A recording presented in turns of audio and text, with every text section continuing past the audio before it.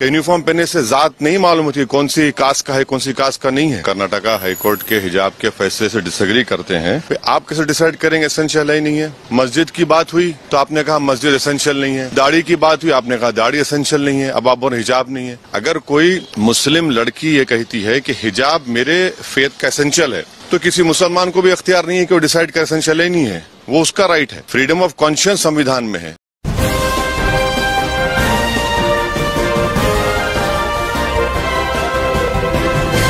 मानव समाचार, मानवता के हक में फैसला लिखा हुआ रखा था पहले से खिलाफ, आप क्या खाक अदालत में सफाई देंगे। आदाब, मैं हूं इमरान राशिद और आप देख रहे हैं मानव समाचार।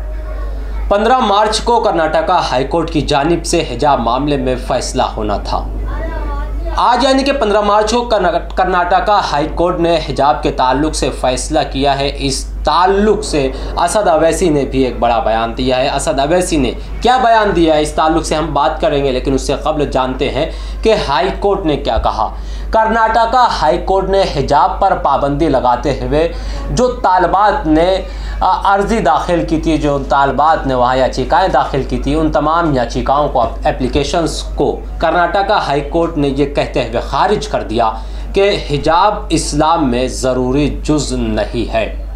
अब इस बयान और इस फैसले पर हर कोई हैरान है कि कर्नाटका हाई कोर्ट को आखिर ये किसने कह दिया कि पर्दा इस्लाम का ज़रूरी जुज़ नहीं है। हालांकि कुरान में जगह जगह पर्दे की ताकीद की गई है और सख्त तौर से ताकीद की गई है, लिहाजा पर्दा इस्लाम का और शरीयत का नहायत ज़रूरी और अहम जुज़ है। लेकिन हाई कोर्ट का ये फ़ैसला कुछ और ही तस्वीर दर्शाता है।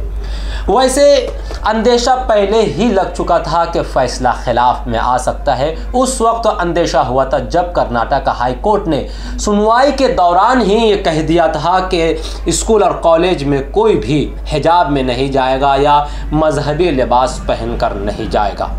उस वक्त ही अंदेशा बढ़ गया था कि फ़ैसला खिलाफ में आ सकता है। बहरहाल इस ताल्लुक से जो याचिका करता थे, जिन लोगों ने वहाँ पर अर्ज़ी की थी, वो बिल्कुल गैर मुतमईन है और तालबात का कहना है कि वो सुप्रीम कोर्ट का दरवाज़ा खटखटाएंगे। इसी तरह असद अवैसी ने भी कहा कि हम सुप्रीम कोर्ट का दरवाज़ा खटखटाएंगे और हमें उम्मीद है कि सुप्रीम कोर्ट हक़ में फ़ैसला करेगी। बहरहाल हर मर्तबा यही कहा जाता है कि हमें कोर्ट पर यकीन है और बिल्कुल रहना भी चाहिए। बहरहाल इस मामले को अब सुप्रीम कोर्ट में चैलेंज किया जाएगा और कहा जा रहा है कि सुप्रीम कोर्ट हक में फ़ैसला करेगी। वहीं असद अवैसी ने पुलिस वर्दी और सिख बरादरी की पगड़ी का भी हवाला दिया और भी बहुत सारी ज़रूरी बातें की। असद अवैसी ने जिन बातों का जिक्र किया उसमें एक बात यह है कि हम अगर पर्दा कर रहे हैं तो इसमें किसी को तकलीफ़ क्यों है।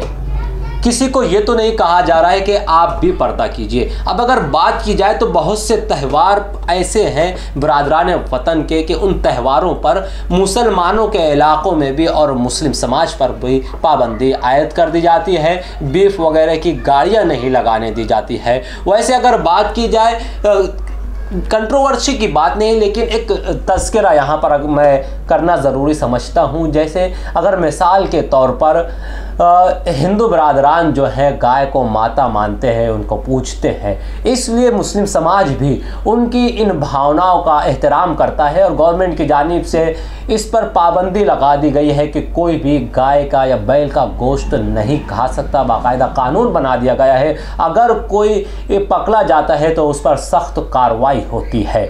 लेकिन मुस्लिम बरादरान और मुस्लिम समाज एहतराम करता है, अदब करता है उनकी भावनाओं का। हालांकि यहाँ पर यह कह सकते थे कि हम हमारे तरीके से हमारे मज़हब पर अमल करेंगे, क्योंकि हिंदुस्तान मजहबी आज़ादी का हक़ देता है। हर कोई अपने मज़हब पर आज़ादाना तौर पर अमल कर सकता है, लेकिन ऐसा नहीं है। हिंदू मज़हब का एहतराम करते हुए मुस्लिम मज़हब पर भी पाबंदी लगा दी गई है कि किसी दूसरे मज़हब के जज्बात को ठेस नहीं पहुंचनी चाहिए। अब अगर हिजाब की बात की जाए तो हिजाब इस्लाम का और मुस्लिम समाज का नहायत अहम और ज़रूरी व लाजमी जुज़ है। लेकिन यहाँ पर एक बात यह है कि यहाँ मुस्लिम महिलाएं हिजाब खुद पहन रही हैं, वो अपनी सेफ्टी के लिए पहन रही है, वो ज़रूरी मजहबी जुज़ मानकर पहन रही है। वो किसी को ये नहीं कह रहे कि हमारा मज़हब में ये ज़रूरी है, हम पहन रहे हैं इसलिए आप भी पहनिए, ऐसी कोई बात नहीं है। बावजूद इसके सवाल ये पैदा होता है कि तकलीफ़ किस बात से है, क्यों आखिर एतराज़ किया जा रहा है, आखिर क्यों इस बात का इतना जो है इस बात को इतना ज़्यादा फैलाया जा रहा है, इस बात पर तनाज़ा खड़ा किया जा रहा है। ये बहुत नहायत अहम सवाल है। कभी बात की जाती है कि बुर्के की वजह से आइडेंटिटी समझ में आती है, कभी ये बात की जाती है कि बुर्के की वजह से किसी ख़ास मज़हब की शनाख्त होती है, कभी ये कहा जाता है कि स्कूल में यूनिफॉर्म इसलिए है कि हर कोई एक जैसा दिखे, हर कोई इक्वल दिखे, मसावी दिखे, मज़हब और ज़ात पात का कोई भेदभाव ना हो। और साथ ही साथ ये भी कहा जाता है कि अमीर और गरीब का कोई भेदभाव ना हो, इसलिए स्कूल और कॉलेज में यूनिफॉर्म लागू किया गया है। लेकिन एक सवाल ये पैदा होता है, क्या यूनिफॉर्म में क्या बुर्का न पहनने से मज़हब की शनाख्त नहीं होगी? क्या बुर्का न पहनने से अमीर और गरीब की शनाख्त नहीं होगी? बिल्कुल होगी। आप बुर्का पहने या ना पहने, आपका नाम, आपकी बातें, आपके तौर तरीके, आपके रस्म रिवाज आपकी समाज की पहचान करा देंगे, आपका रहना सहना आपकी आइडेंटिटी बता देगा आप अमीर है या गरीब। सबसे पहले तो मज़हब की आइडेंटिटी उसी वक्त हो जाती है जब कोई आपको आपके नाम से बुलाता है। बात की जा रही है इक्वलिटी की, बात की जा रही है गैर मजहबियत की, यानी कि स्कूल और कॉलेज में किसी भी मज़हब की शनाख्त नहीं होनी चाहिए। हालांकि जितनी स्कूलें हैं साफ तौर से हर प्रोग्राम में हर तरीके से मज़हब की शनाख्त होती है, मजहबी रवायत को अपनाया जाता है, उस पर अमल किया जाता है, लेकिन बुर्के पर जो पाबंदी लगाई जा रही है ये साफ तौर से हिंदुस्तान को एक अलग दिशा में ले जाने की कोशिश की जा रही है। वही फिर हिंदू राष्ट्र का ख्वाब बताया जा रहा है और वोट बैंक हासिल किया जा रहा है। लेकिन बड़ी जिम्मेदारी से इस वक्त ये बात मैं कह सकता हूँ कि ये हिंदू राष्ट्र का ख्वाब ही हो जाएगा अगर आप इस देश को, इस मुल्क को हिंदू राष्ट्र के नाम पर किसी अलग दिशा में, किसी अलग रुख में ले जाने की कोशिश करेंगे तो वो दिन दूर नहीं कि हिंदुस्तान तबाह बर्बाद होकर रह जाएगा। हिंदुस्तान की खूबसूरती यही है कि यहाँ पर हर ज़ात, हर मज़हब के अफराद आपस में मिलजुल कर रहते हैं। हिंदुस्तान की खूबसूरती यही है कि यहाँ पर हर ज़ात, हर मज़हब के लोग आज़ादी के साथ अपने मज़हब पर अमल करते हैं। लेकिन कहीं ना कहीं कुछ सालों से एक अलग सा माहौल क्रिएट किया जा रहा है, एक मखसूस तबके को टारगेट किया जा रहा है, उनके मजहबी आज़ादी छीनी जा रही है, मजहबी रवायात पर और मजहबी जो ज़रूरी जुज़ है उस पर पाबंदी लगाने की कोशिशें की जा रही है।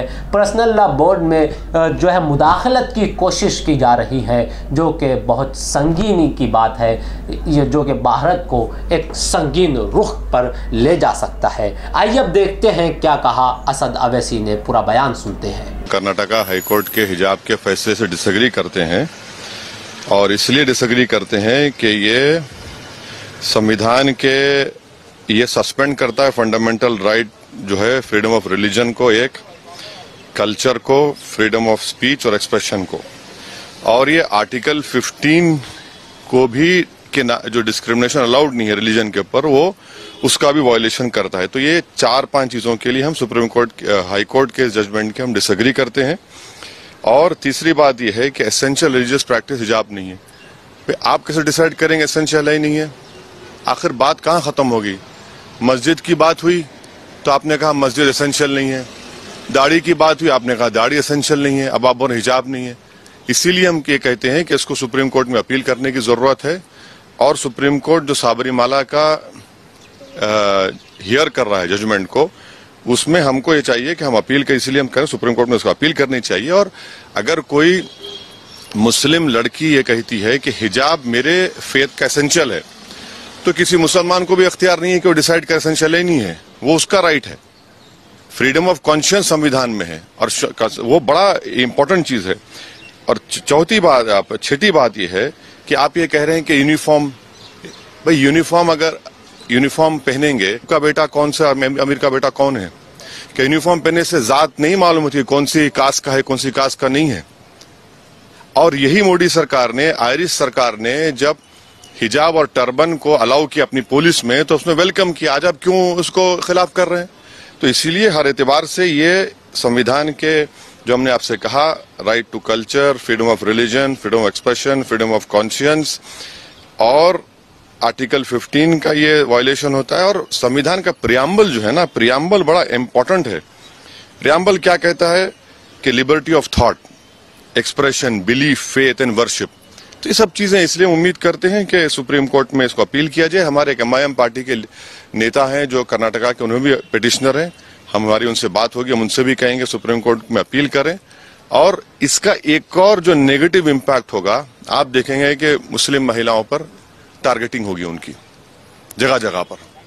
अरे भाई, अगर कोई स्कूल को जाकर पहन रहा है, क्या उसमें बुराई है? इंग्लैंड में क्रिश्चियन स्कूल्स में, इंग्लैंड में उनके स्कूल में अलाउड है कि आप वही ड्रेस यूनिफॉर्म पहने और वही ड्रेस का कलर का हिजाब भी पहने। बने हुए नियम किस लिए होंगे? आप सिर्फ मुझे ही कह रहे हैं हिजाब मत पहनो, कौन से नियम? और अगर आप बोल रहे हैं कि यूनिफॉर्म पहनने से हम यही तो कह रहे हैं, आप पहले तो आप आर्टिकल 15 का वायलेशन हो रहा है, जो डिस्क्रिमिनेशन नहीं कर सकती आप रिलीजन के नाम पर। और यूनिफॉर्म में पहनूंगा तो क्या जात नहीं मालूम होगी, कास्ट नहीं मालूम होगी, गरीब अमीर का बेटा या बेटी है नहीं मालूम होगा? और अगर यूनिफॉर्म है तो यूनिफॉर्म के लिहाज से हिजाब पहनेंगे, तो दूसरों का एसेंशियल प्रैक्टिस अलाउ करेंगे, मेरा एसेंशियल प्रैक्टिस अलाउ नहीं करेंगे। आप क्यों नहीं अलाउ करेंगे? मेरे लिए एसेंशियल है वो। और मेरी, आप ये कह रहे हैं कि या तो तुम पढ़ो या तुम हिजाब छोड़ो। अरे भैया, कैसे होगा? संविधान में मुझे इजाजत है कि मैं फ्रीडम ऑफ कॉन्शियंस के तहत अपना हिजाब भी पहनूं और शिक्षा भी हासिल करूं, इससे देश मजबूत होगा। बकवास है, बकवास है, झूठ बोल रहे हैं। भारत में 3 स्टेट्स हैं, तेलंगाना, कर्नाटका और एक स्टेट है, जहां पर मुस्लिम बच्चियां हिंदू बेटियों के बराबर स्कूल में पढ़ रही हैं। क्या बकवास बात कर रहे हैं? उससे क्या हासिल होगा? मॉडर्निटी की निशानी यह है कि हिजाब ना पहने। मॉडर्निटी की निशान यह है कि हम सब चीज अपने रिलीजन के प्रैक्टिस छोड़ दें। ये मॉडर्निटी ये नहीं है, हम इसको नहीं मानते इन चीजों को। भाई, संविधान के तहत मुझे अपने कल्चर को, अपने फ्रीडम ऑफ कॉन्शियंस को, एक्सप्रेशन को लेकर चलने की इजाजत है। और वो लड़कियां तो पढ़ना चाह रही हैं। अच्छा, आखिरी बात, मेरे हिजाब पहनने से किस तकलीफ क्या हो रही है? भाई, मैं क्या रोड पे धरना दे रहा हूं, ट्रैफिक रोक रहा हूं? भाई, हिजाब, सर पे हिजाब पहन रही है हमारी बेटी, उससे आपको हार्म क्या हो रहा है? इसीलिए हम ये उम्मीद करते हैं कि इसको सुप्रीम कोर्ट में अपील करनी चाहिए, और सुप्रीम कोर्ट, एपेक्स कोर्ट है, वो तय करेगा। नहीं तो अपील होगी, सुप्रीम कोर्ट में जाएंगे, अपील होगी। संविधान, हम तो ये कह रहे हैं ना कि ये जजमेंट से हम डिसएग्री इसलिए करते हैं कि ये संविधान के फंडामेंटल राइट्स को सस्पेंड करता है। जब संविधान के फंडामेंटल राइट सस्पेंड कर रहा है तो उसको बहाल करने की जरूरत है।